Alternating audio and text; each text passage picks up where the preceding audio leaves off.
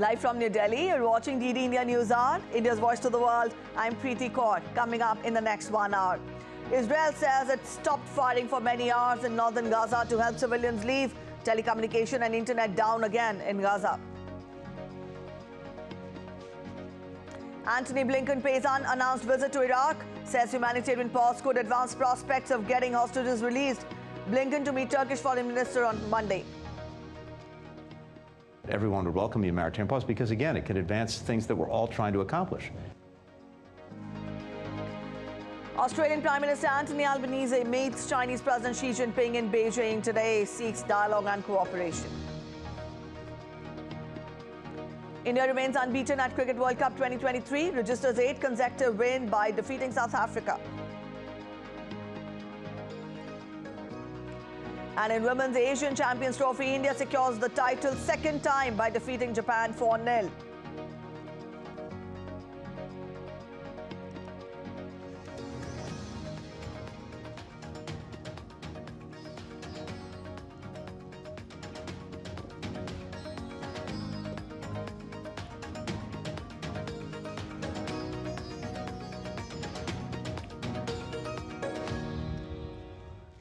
Let's get to the latest on Israel-Hamas conflict. Now, a ray of hope had emerged in the month-long conflict. Amid pressure for a humanitarian pause, Israel stopped firing in northern Gaza for several hours, 2 days in a row, to create safe passage for civilians to move to the south. A military spokesperson said, Saturday and Sunday, Israeli troops for many hours with prior notice and warning. We stopped firing in certain areas of northern Gaza, which is the main combat area, and we called on Palestinians to move south.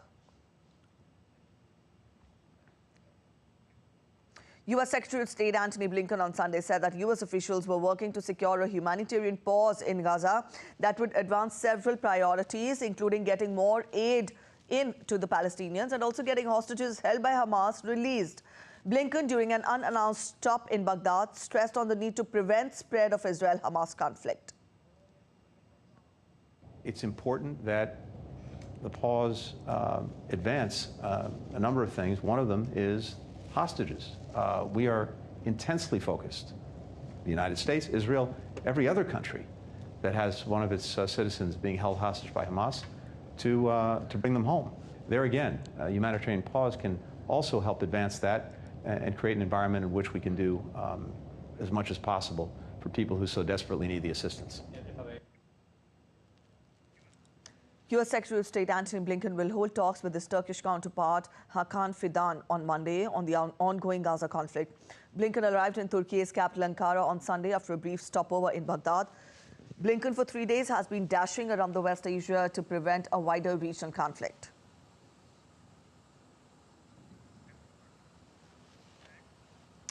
DD India correspondent sends us this ground report from Israel on the current situation.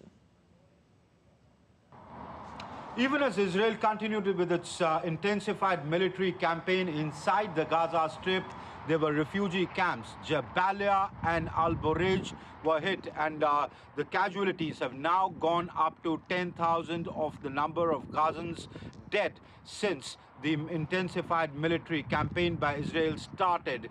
The number of injured is anywhere close to about 35,000.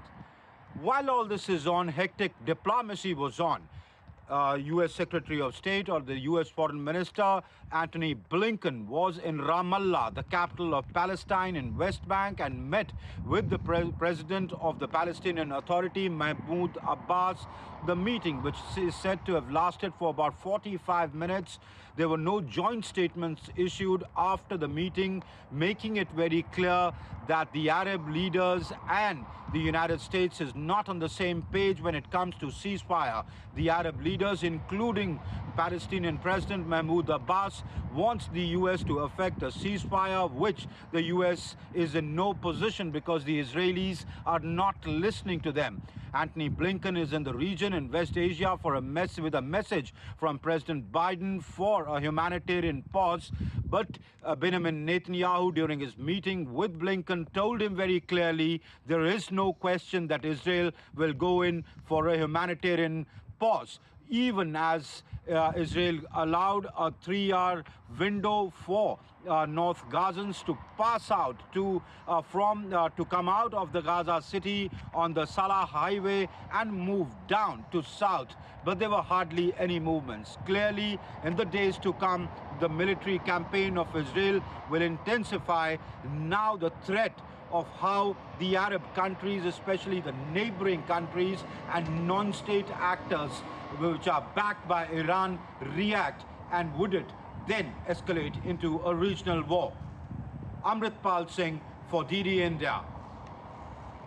Prime Minister Benjamin Netanyahu disciplined a junior member of his cabinet who appeared to voice openness to the idea of Israel carrying out a nuclear strike on Gaza.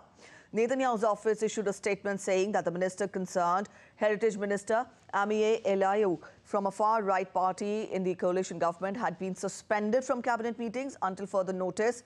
Earlier, asked in a radio interview about a hypothetical nuclear option, Eliyahu said that that's the one. His remark drew swift condemnation from around the Arab world and was deemed objectionable by a US official. The Israeli military on Sunday said that it has exposed a network of Hamas tunnels, command centers and rocket launchers beneath and adjacent to hospitals in northern Gaza. In a press briefing, Israel's chief military spokesperson, Rear Admiral Daniel Hagari, gave no details of a reported attack in Lebanon, but he said the military operates based on intelligence information and examines every event thoroughly. Israel's army spokesperson presented videos, photographs and audio recordings that demonstrated Hamas's strategy of using hospitals as cover and preventing civilians from leaving combat zones. Hamas systematically exploits hospitals as part of its war machine. This is a satellite image of the hospital complex taken after the massacre of 7th of October. I am going to zoom in on the area here. Okay, across the street, only 75 meters, 80 meters to the hospital. Here, the IDF identified a launch pad, meaning they launch rockets from here. I want to repeat it. They launch rockets on Israel 75 meters from an hospital. Why? They know precisely that if Israel will airstrike a launch pad like that, the hospital would be damaged. The U.S. Ohio-class submarine arrived in the Middle East on Sunday. Since October 7th, when Hamas launched its terrorist attack on Israel, the U.S. military has bolstered its presence in the Middle East. Ohio-class submarines are nuclear-powered submarines which are capable of carrying cruise missiles and conducting special operations. They are designed for extended strategic deterrent patrols. In mid-October, the Pentagon ordered the USS Dwight D. Eisenhower aircraft carrier strike group to the eastern Mediterranean near Israel to deter Iran or Hezbollah from joining the Israel-Hamas conflict. Iran's supreme leader Ayatollah Ali Khamenei has met with the leader of Tehran-backed Palestinian group Hamas, Ismail Haniyeh, in Tehran. Iranian state media reported on Sunday, a day after Hamas officials said that they held a meeting in recent days. Iranian state media said that Haniyeh briefed Khamenei on the latest developments in the Gaza Strip as well as developments in the West Bank. Without elaborating when the meeting took place, Iran's Tasnim news agency said that the country's top authority, Khamenei, emphasized on Tehran's consistent policy of supporting the Palestinian forces against Israel. Israeli forensic teams are screening cars that were damaged during the October 7th Hamas attack, looking for evidence of human remains. The vehicles were collected in a junkyard in southern Israel in Netivot, where the forensic teams are also trying to identify owners of the cars and what might have happened to them during the attack. At least 1,400 Israelis were killed in the deadliest day of the nation's 75-year history. This is one of the last places where you can actually see the damage that was done because we're clearing out a lot. But it hurts, it hurts your heart every time you walk in or every time you see this because you know just how many people died in these cars and how many people were hurt, on the 7th of October. It's a date that we'll remember probably for the rest of our lives. Let's get to other updates related to Israel-Hamas conflict that are making it to the headlines. Jordan's Air Force personnel airdropped urgent medical aid to the Jordanian field hospital in Gaza early on Monday.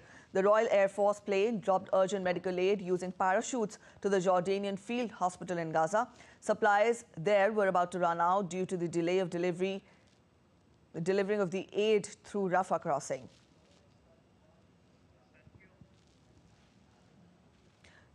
A French military aircraft landed in Egypt with 18 tons of humanitarian supplies, including food, medication and generators for Gaza on Saturday. Vital supplies were sent through the military plane as a mission to support Gaza hospitals. France also said it was sending a naval vessel to the eastern Mediterranean. Many foreign nationals were stuck at Gaza's Rafah border after evacuations were suspended on Saturday. The suspension came as a result of an Israeli strike on an ambulance in Gaza transporting injured people. Efforts were underway to resume evacuation of injured Gazans and foreign nationals through the Rafah crossing. Israel President welcomed the new U.S. ambassador to Israel, Jack Lew, on Sunday, receiving him at the president's house in Jerusalem. Lew noted that he has arrived at a difficult time and reiterated that the U.S. stands with Israel.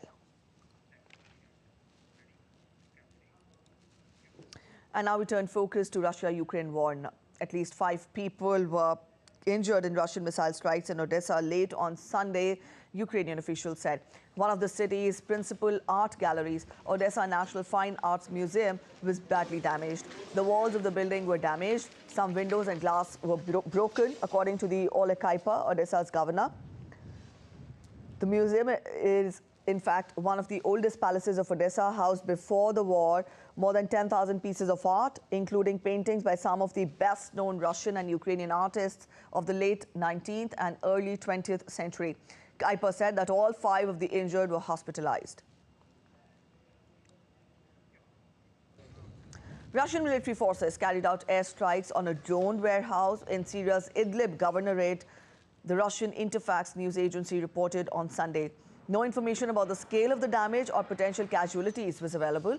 The Syrian army accused rebels, calling them Islamist jihadists, for attacks on government-held areas in Idlib and Aleppo provinces, and also denies indiscriminate shelling of civilian areas in areas under rebel control.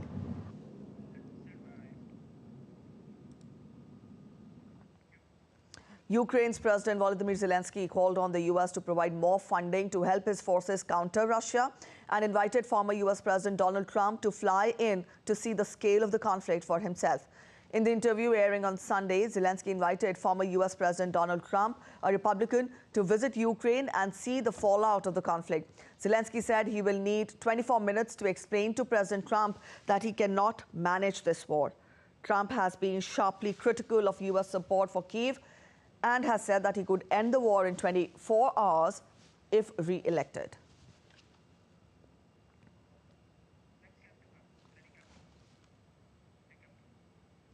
Russia's new strategic nuclear submarine, the Imperator Alexander III, carried out a successful test launch of the Bulava ballistic missile.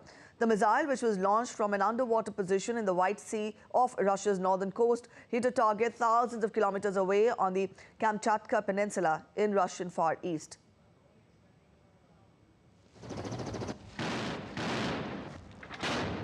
In the midst of its ongoing over-year-long conflict with Ukraine, Russia has carried out a successful test launch of the Bulava ballistic missile by its new nuclear-powered submarine, Imperator Alexander III. The Russian Defense Ministry says the missile is designed to carry nuclear warheads. Launched from an underwater position in the White Sea off Russia's northern coast, the intercontinental missile hit a target thousands of kilometers away on the Kamchatka Peninsula in the Russian Far East. The 12-meter-long Bulava missile, which has an estimated range of around 8,000 kilometers, can carry up to 6 nuclear warheads.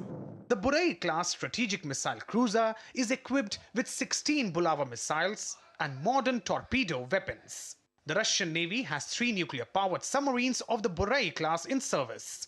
In December, Russian President Vladimir Putin took part in a ceremony setting the Imperator Alexander III afloat. Amid Russia's ties with the West hitting new lows, President Putin has been pushing for the country to maintain its nuclear deterrent to counter what he calls growing security threats. The country's latest move comes days after Russian President Putin signed a law withdrawing Russia's ratification of the global treaty banning nuclear weapons tests. Russia said its de-ratification of the Comprehensive Nuclear Test Ban Treaty is merely designed to bring the country into line with the United States, which signed but never ratified the treaty. As per Russian diplomats, Moscow will not resume nuclear testing unless Washington does. We're heading for a short break, but still to come on this edition of DD India News Hour. Relief and rescue efforts continue in quake-hit Jajarkot in Nepal. India sends earthquake relief of medical equipment and relief supplies. As Delhi's air quality continues to be severe, Stage 4 of the Graded Response Action Plan activated in the national capital. And 8th edition of Vizag Navy Marathon receives overwhelming response in the city on Sunday.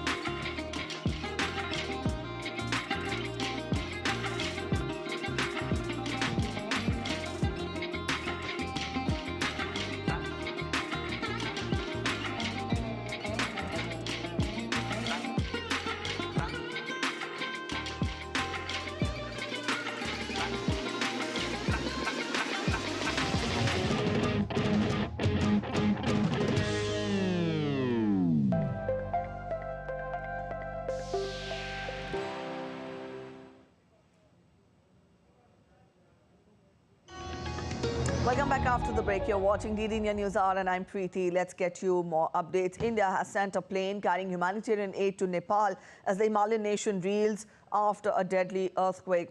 Also, the government has decided to provide Rupees 200,000 each who died due to the earthquake that struck Nepal's Jajarkot and Rukum Paschim districts on Friday night. Also, the government is to provide free medical treatment to those injured in the earthquake. Work of search and rescue of those affected by the earthquake has reached its final stage. Military helicopters have also been deployed to the quake-stricken areas to save the seriously injured. The death toll has reached 158. Officials fear that the death toll could rise further as first responders had reached the hilly area near the epicenter and began searching for survivors. All right, so that was about the efforts made by the Nepalese government to bring in relief and rescue operations in Nepal. India has promptly sent earthquake relief to Nepal on Sunday following a deadly 6.4 magnitude quake in Jajarkot region. The aid package included medical equipment and relief supplies, reflecting India's neighborhood-first policy to assist neighboring nations in crisis.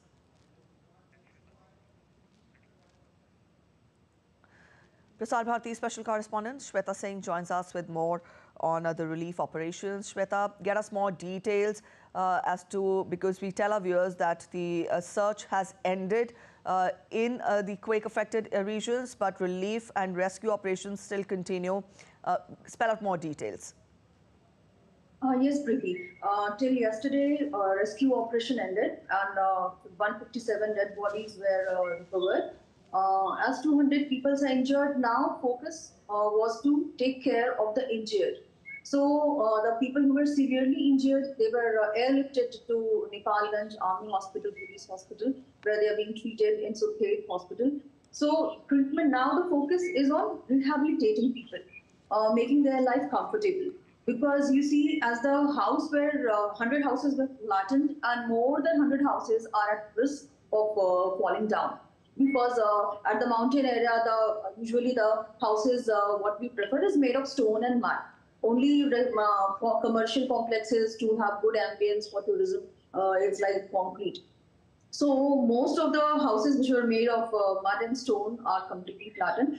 And the people who were living in that house now cannot enter the house because it can fall down anytime.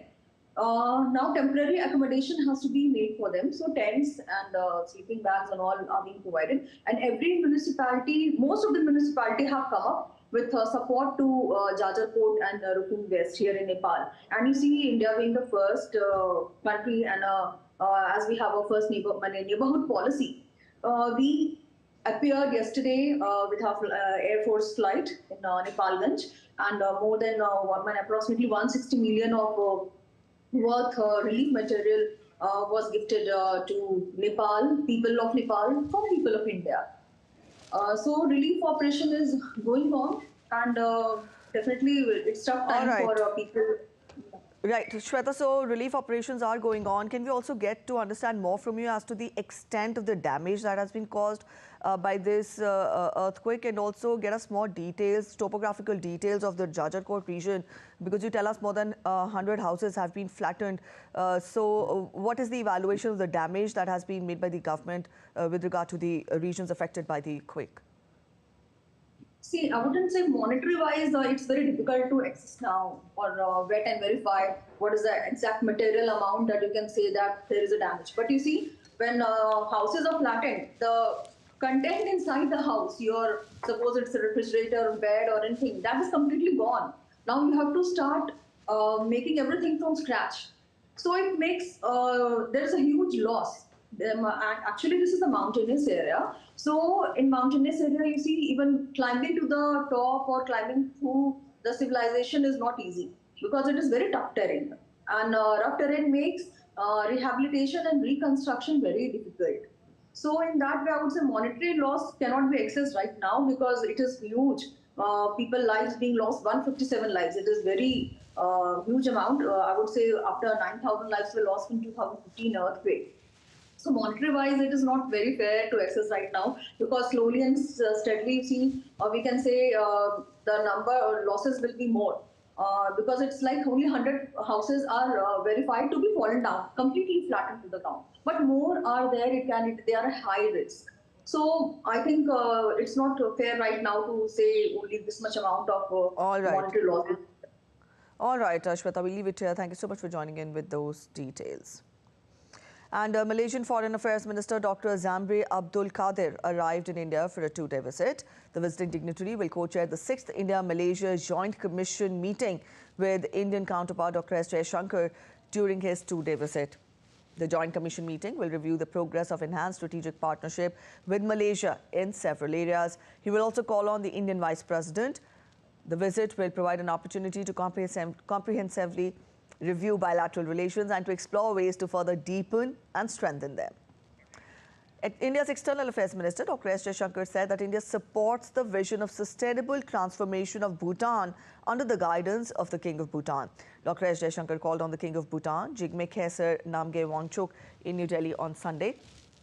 He is on an official visit to India from 3rd till 10th of November. The Bhutanese king shared his experience with the External Affairs Minister about his first visit to northeastern state of Assam.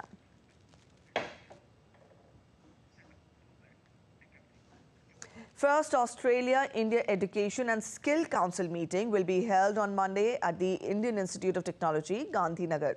The meeting will be jointly chaired by Indian Minister of Education, Skill Development and Entrepreneurship, Dharmendra Pradhan, Australian Minister of Education, Jason Clare, and Minister of Skills and Training, Brendan O'Connor.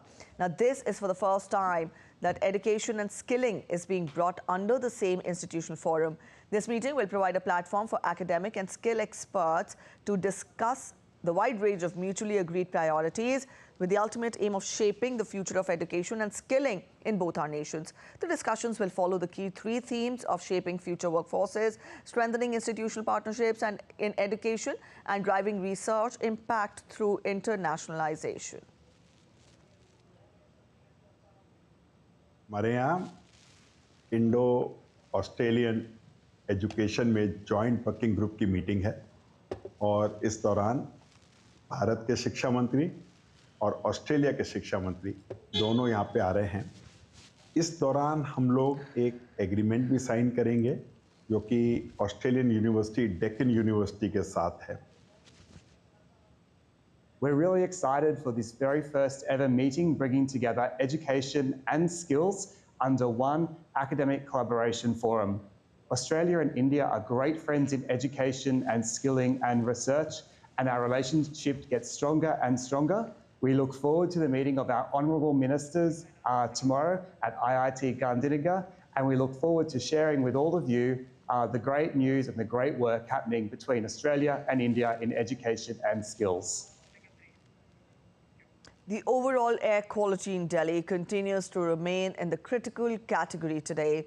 As per official data, the overall air quality in the national capital, Delhi, stood in the critical category with an air quality index of 471 at 7 a.m. As per an analysis conducted by the Delhi Pollution Control Committee, the national capital is witnessing the highest level of pollution between 1st and 15th of November, coinciding with a spike in stubble burning incidents in Punjab and Haryana.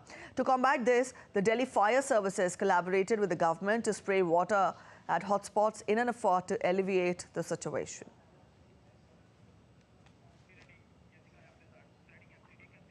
DD India correspondent Jessica Taneja joins us with more from New Delhi. Jessica, good morning.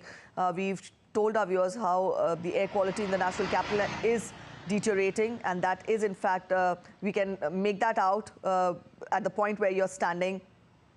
Let us know, how has the morning begun today?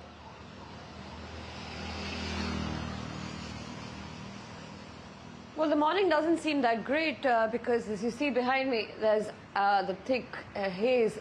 And this toxic haze is likely to continue, as you pointed out, till the 15th of November, with no respite in sight, not even the weather conditions being favourable, as we've heard from the IMD forecast, that no rain for the next 6-7 days. And the wind speed, if it continues to be slow, this toxic haze will continue to cloud New Delhi. And as you mentioned, the AQI this morning was recorded at 471, the PM2.5 levels. That's been the highest we've ever seen. It was in 2021 that the PM2.5 levels were above 400, and 471 is hazardous to say the least. And if you listen to doctors, they would say that we're risking long-term lung diseases, particularly even cancer in the long run, if we continue to see this every year. Preeti, it's important to understand that the city has not breathed quality air in quite a while. In fact, data from last year suggests that the city had good quality air, or considered to be breathable, only for 68 days out of 365 days. And that speaks volumes about the kind of plans that have been implemented to keep the city pollution free. Nothing has worked year after year. This is just an environmental afterthought. People continue to suffer, especially people in the morning who clean the roads, people who cannot sit at home and work from home, who have to step out and do their job and go about their day. All right, Jessica, now we also see that the festive season is on, and that would further aggravate the situation. Any word of caution or from the authorities, or for that matter, how has the IMD predicted the next few days? Well, the next few days, as you heard, are going to be as critical as we see right now. And as I said earlier, there are not going to be any rains. That's what the IMD officials say. So without the rains and the festive season now, in picture, especially the festival of Diwali, if only better sense prevails, we will not have people burning crackers on the streets. But we don't know how that pans out. Diwali is still a few days away. But what we do know, the authorities have enforced a complete ban on the sale and burning of firecrackers. But we don't know how much that plan will work, because year after year, the situation, or perhaps the air quality of New Delhi right after Diwali is absolutely worse. And given the kind of condition we're in, expect it to get much worse in the coming days, especially the weekend. So your weekend with Diwali is not going to be toxic haze-free. It's likely to continue with even more. All right, we'll leave it here. Thank you, Jessica, for joining in with those details. And up next, we take a look at other stories which are making it to the headlines from India. Specialized troops of the Spear Corps Indian Army rehearsed combat free fall and delivery of logistics by guided precision aerial delivery system using aerial platforms to validate rapid response capabilities.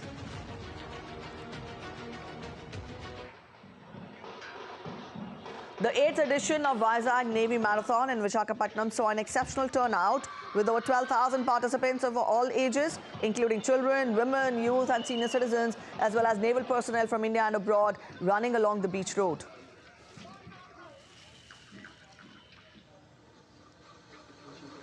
In Srinagar, potters craft significant quantity of earthen lamps for Diwali. A young Kashmiri potter fulfilled a substantial order of 20,000 lamps, working diligently to meet the deadline. A grand Deepotsav has been celebrated before Diwali by BAPS Sri Swaminarayan Mandir in Vadodara. The devotees celebrated by praying for ethical economic prosperity and success in their careers.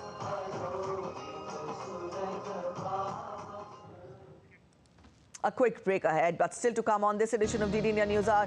Donald Trump set to testify in a civil fraud trial on Monday. Bilateral meeting between Australian Prime Minister Anthony Albanese and Chinese President Xi Jinping to take place today. And at COP28, leaders to debate on stricter guidelines and corporate commitment as only small number meet the strict net zero criteria.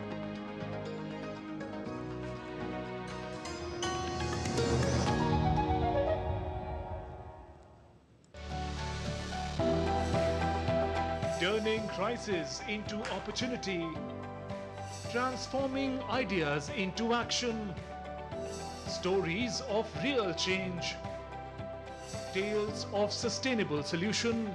This series is going to tell stories of such change makers. Watch Change Makers on DD India.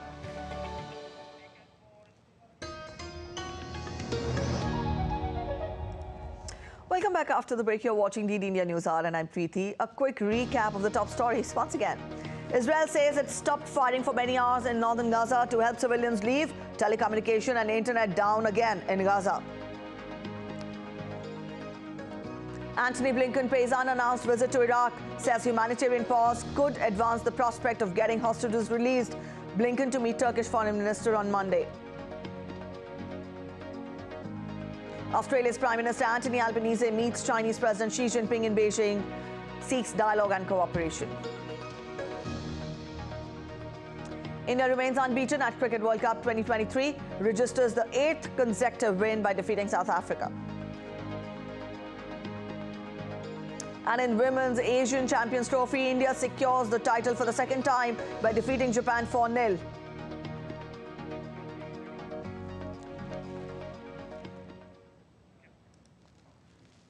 And we go back to our top story on Israel-Hamas conflict.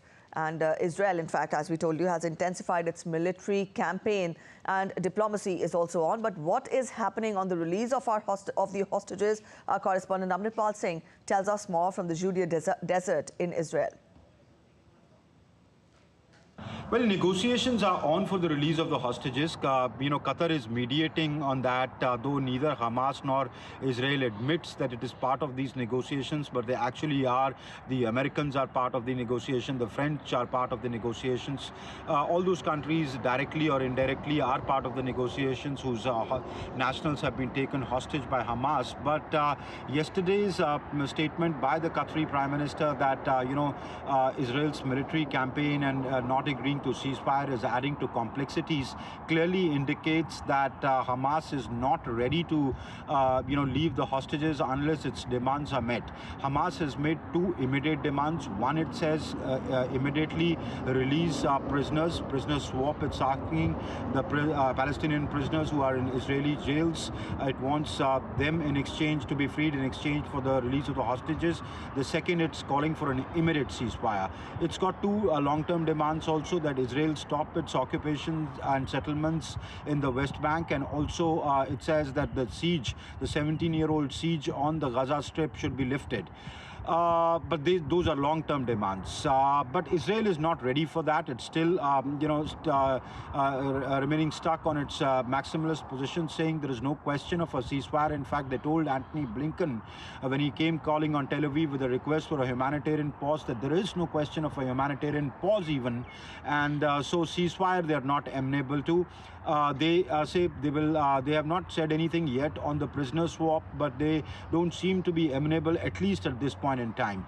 Meanwhile, for Benjamin Netanyahu, the problems are getting complicated because yesterday the relatives of those and the family members of those who are taken hostage protested outside the Prime Minister's residence, saying that the Israeli government needs to go in for a quick prisoner swap and agree to the demands of the Hamas to get their people back. But the Israeli response is they will not do that. They will keep their military campaign on because a weakened Hamas will release the prisoners. Otherwise, Hamas is just buying time and will go back on its word and not release the prisoners. So they say the only way to get the prisoners released, which is one of the objectives of their war in Gaza, is to increase the pressure on Hamas so that they are forced to release the prisoners. The conflict in the Middle East is expected to dominate the agenda when top diplomats from G7 countries meet in Tokyo on Tuesday. The foreign ministers are wrapping up a year of G7 meetings as Japan looks to successfully conclude its presidency of the group. Chris Gilbert gets us more from Tokyo. Well, when the G7 foreign ministers meet here in Tokyo next week, it is going to be the conflict in the Middle East that will be top of the agenda. That wasn't always the case. When Japan's foreign minister Yoko Kamikawa originally called this summit back in September, the goal was simply an end-of-year catch-up, a wrap of all the meetings, G7 meetings so far, a catch-up on how member countries are doing on their goals and their priorities stated in those meetings, such as countering perceived Chinese military assertiveness while maintaining independent economic and diplomatic ties with Beijing, supporting Ukraine in its conflict against Russia, cooperating on climate change and AI regulation and a myriad of other topics. But it is going to be Israel's ongoing bombardment of Gaza, democratic calls around the world for a ceasefire. These issues are going to be discussed. Japan is going to be concerned. It is going to be wary of analysts' speculations that the U.S. resources, the military resources going towards Israel at the moment and going towards Ukraine at the moment, may be depleting military resources that could be coming in this direction towards Japan, towards South Korea, and the U.S.'s ability, pledged ability to protect Japan and South Korea's interests in what it calls a free and open Indo-Pacific. Japan is going to be looking for reassurances from U.S. State Secretary Antony Blinken that this part of the world remains a priority for the U.S. and certainly a meeting that South Korea is going to be watching very closely as well. Chris Gilbert in Tokyo reporting for DD India. From Japan, let's turn focus to China now. Australian Prime Minister Anthony Albanese will hold bilateral talks with Chinese President Xi Jinping on Monday. Albanese became the first Australian leader to visit China since 2016 when he landed in Shanghai on Saturday. Anthony Albanese's government has taken credit for stabilizing ties with China since coming to office last year. And DD India's correspondent Patrick Folk joins us with more from Singapore. Patrick, good morning. Get us more on what sort of reactions have there been in China with regard to Australian Prime Minister's visit? Well, this is an opportunity really to get ties back on track, and that appears to be something that's very much welcome by the Chinese side following years of acrimony between the governments. And as a matter of fact, there was an article in the state-run Global Times lauding the resumption of summit dialogue. That article also took aim at Anthony Albanese's predecessor, Scott Morrison, accusing him of being responsible for the securitization, polarization and demonization of this bilateral relationship. There is a sense, though, that the relationship can really never get back to where it once was, and it's very much headed in a direction that is more practical now. And as the Australian Prime Minister said over the weekend in Shanghai, we need to cooperate where we can, disagree where we must, and engage in our national interest. And the big sticking point for Beijing, really, where Australia is concerned, is its deepening security alliance with Washington, which very much counters its own regional security interests. And Beijing blames the US also for sowing discord between China and Australia. All right, Patrick, now we also have heard how important this relationship is for Australia. But let us understand more from you. How crucial is Australia to China? Yeah, that's right. We've heard a lot about the fact that half of Australian exports are bought up by China, and the trade restrictions that have been imposed by Beijing since 2020 have cost Australia somewhere in the region of about $20 billion. But, you know, Australia has levers of its own as well, and China is very much reliant on Australia for its raw materials like liquefied natural gas and iron ore as well to support its growing economy. In addition to that, there are some analysts that are suggesting that China will want to get Australia's support so that a comprehensive, progressive agreement on Trans-Pacific Partnership, something which Australia has blocked China from doing so far. And this is something that would help Beijing very much at a time when its own economy is really suffering from quite a severe slowdown. Notably, as some observers have pointed out, the trade restrictions that Beijing imposed on Australia backfired in many ways, because it didn't bring Canberra closer to China. Instead, it pushed it closer towards the US. So this is something that makes a lot of sense for China to try and mend that relationship as much as it is for Canberra to do the same.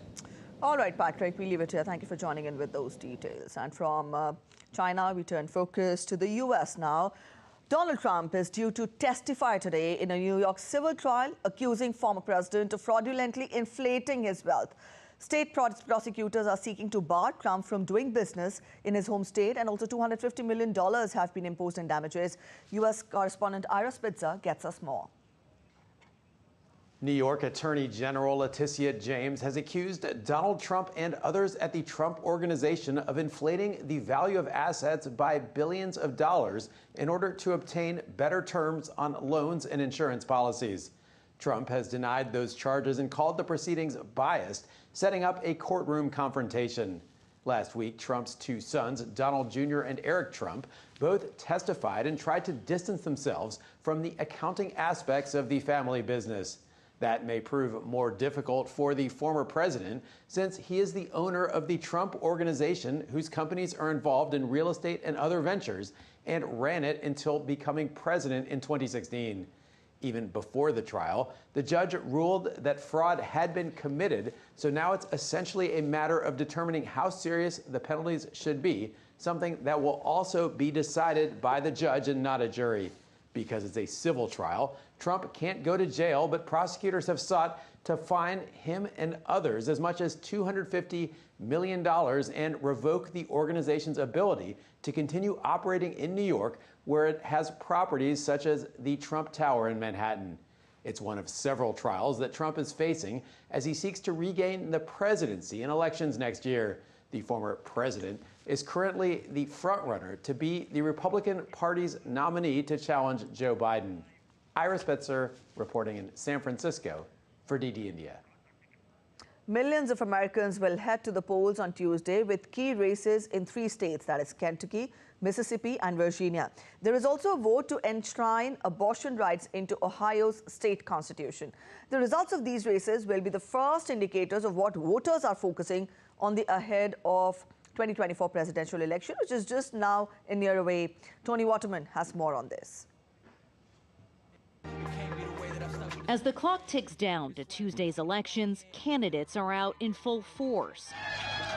A last-ditch effort to wrangle new voters and rally supporters. It's because of each and every one of you here that we are going to win on Tuesday, November 7th. Andy Beshear is fighting to keep his job as Kentucky governor. A Democrat in a deeply red conservative state, he's employed an interesting tactic, boasting about the benefits of Bidenomics without actually mentioning the president directly. An unpopular president drags the party down. This is what we saw with Trump in 2020. A president who's personally popular will be able to gather seats. Right now, Joe Biden's approval rating is hovering around 40%, hardly enough to coalesce voters in red states. It's a bit hazier in purple states like Virginia, where every seat in the state legislature is up for grabs. A Republican win would empower Governor Glenn Youngkin to enact conservative policies on abortion, taxes, and education. making it one of the most closely watched races in the country. Because Virginia is a battleground state, both parties look at Virginia as looking to see which issues are working. And if there are issues that are working in Virginia, those are going to be the issues we see in the fall 2024 election. One big unknown is whether anti-abortion policies will galvanize voters like it did in the midterms. Ohio may provide answers. The leading opponents of Issue 1 want an extreme ban on abortion, with no exceptions for rape, not even for children. Voters in the swing state will decide Tuesday whether to enshrine abortion rights into the state's constitution. If they look and say, wow, it still has traction, it's definitely going to be a big issue. For the Republicans, they're going to look at the economy. The outcome of Tuesday's elections will provide valuable insight into what issues are and aren't top of mind for voters headed into 2024. Those elections now just a year away, giving candidates from both parties ample time to adjust their strategies. In Austin, Texas, Tony Waterman reporting for DD India. From U.S. onto Europe now, Storm Domingos crashed France overnight, causing strong gusts and heavy rainfall in western France's La Rochelle. 247,000 French households were without electricity due to storms Ciaran and Domingos, causing powerful jet streams. The storms caused heavy rains and winds, flooding in Western Europe, and also 3 deaths. Almost 9 people were seriously injured and buildings were damaged, with roofs torn off and trees falling.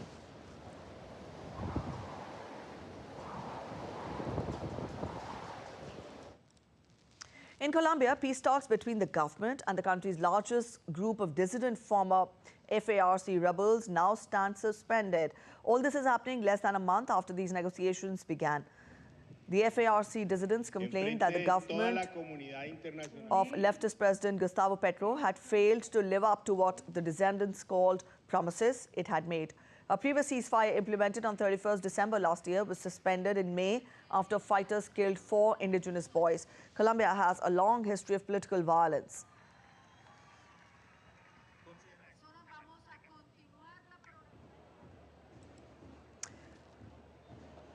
Chef Jose Andres' non-profit World Central Kitchen has been giving meals to thousands of Acapulco residents affected by Hurricane Otis.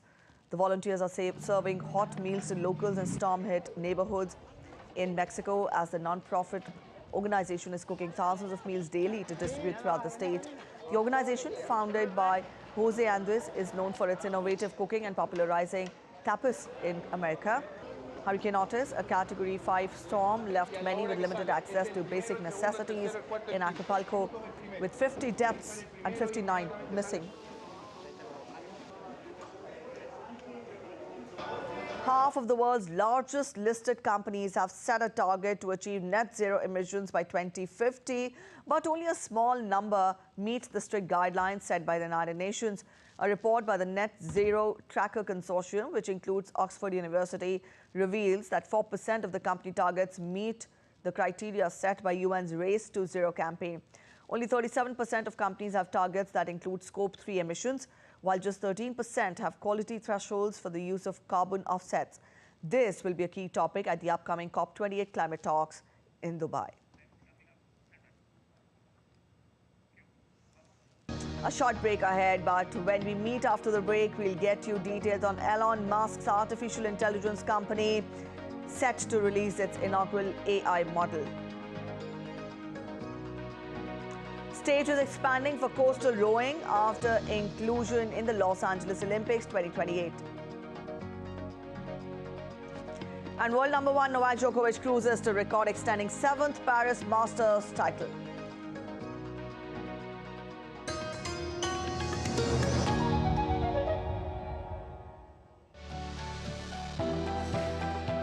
Turning crisis into opportunity, transforming ideas into action, stories of real change, tales of sustainable solution. This series is going to tell stories of such change makers. Watch Change Makers on DD India.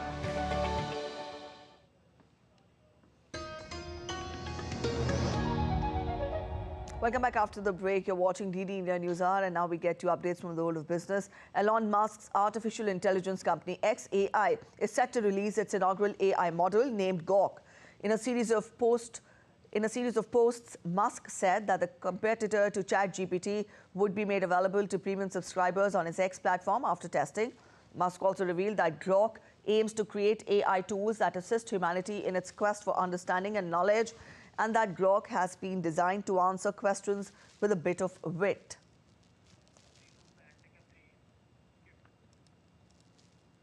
Top oil exporters Saudi Arabia and Russia have decided to prolong their additional voluntary oil output cuts until the end of this year. The two countries have confirmed that they will review the cuts next month to consider the possibility of extending, deepening or increasing the reductions. The decision to extend the voluntary output cuts aligns with the ongoing efforts of OPEC Plus countries to maintain market stability. OPEC Plus has been implementing production cuts since last year. These measures are seen as proactive actions to prevent any potential destabilization of the oil market.